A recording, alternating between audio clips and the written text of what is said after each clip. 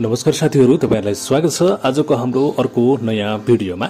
आज पनि हामी तपाईहरुलाई यस भिडियोमा त्रिवी क्रिकेट मैदानको नयाँ ताजा अपडेट दिन गइरहेका छौं र त्रिवी क्रिकेट मैदानमा एनपीएल को तयारी धमाधम रूपमा भइरहेको छ।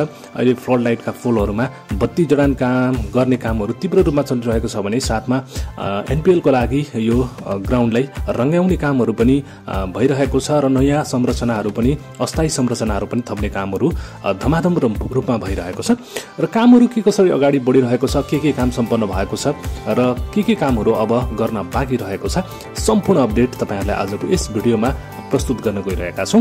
भिडियोलाई अन्तिमसम्म हेरेर साथ दिनुहोला। च्यानलमा नयाँ हुनुहुन्छ भने च्यानललाई सब्स्क्राइब गर्न नभुल्नुहोला। नेपाल प्रिमियर लिग एनपीएल को दोस्रो संस्करण सुरु हुन मात्र 6 दिन बाँकी छ र 8 फ्रेन्चाइज टोली बीच मंसिर 1 देखि 27 गतेसम्म हुने एनपीएल कृतिपुर स्थित त्रिवी अन्तर्राष्ट्रिय क्रिकेट रंगशालामा हुँदैछ। यसपटकदेखि दर्शकहरूले प्याराफिटको सिटमा बसेर क्रिकेटको मजा लिन पाउनेछन्। गत वर्षदेखि सरकारले मैदानको स्तरोन्नति गरेर 10,000 सिट क्षमता र प्याराफिट निर्माण गरेको हो। प्याराफिटको निर्माण सकिएको छ भने रंगरोगन र सरसफाईको कामहरु अहिले जारी नै रहेको छ।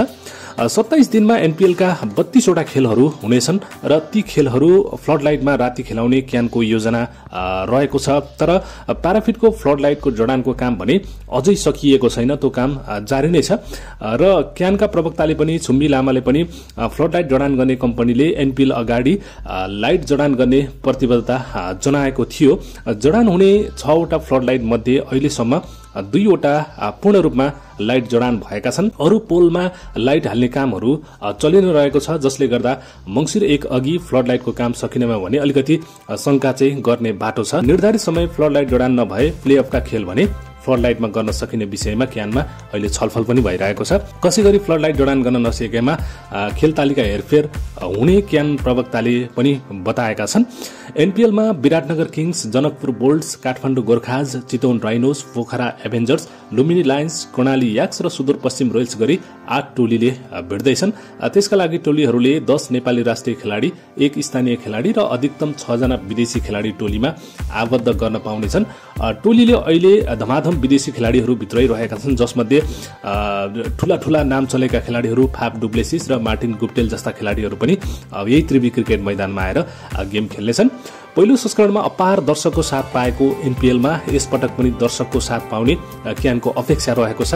त्यसका लागि क्यानले कीर्तिपुर स्थित त्रिवी मैदानको फेरिएको स्वरूप र चर्चित विदेशी खेलाडीबाट दर्शक तान्न भरपूर प्रयत्न गर्दैछ र यो पक्कै पनि दर्शक भरिभराउ हुनेछ आगामी एनपीएल का गेमहरुमा। र एनपीएल मा 3 वटा गेमहरु चाहिँ फ्लड लाइटमै खेलाउने गरी क्यानले योजना बनाइरहेको छ र अबको 6 दिन भित्रमा लाइट जडान नसकिए पनि अब पछि प्लेअफ का गेमहरुमा चाहिँ यदि लाइट जडान सकिने सम्भावना रहन्छ र त्यसपछि चाहिँ प्लेअफ का गेमहरु चाहिँ फ्लड लाइटमै खेलाउने गरी योजना बढाइरहेको र छलफल भइरहेको पनि क्यानले बताइरहेको अवस्था छ। यसरी अब भने हामीले मज्जाले प्याराफिटमा बसेर फ्लड लाइटमा पनि गेम हेर्न सक्ने सम्भावना चाहिँ बढ्दै गएको छ। प्याराफिटमा बसेर त गेम पक्कै पनि हेर्न पाइन्छ, तर फ्लड लाइटमा गेम रातिमा हेर्न पाउने पनि सम्भावना अलिकति देखिएको छ। आजको अपडेट भिडियो तपाईलाई कस्तो लाग्यो? भिडियो मन परे लाइक गर्नुहोला। च्यानलमा नयाँ हुनुहुन्छ भने च्यानललाई सब्स्क्राइब गर्न नभुल्नुहोला।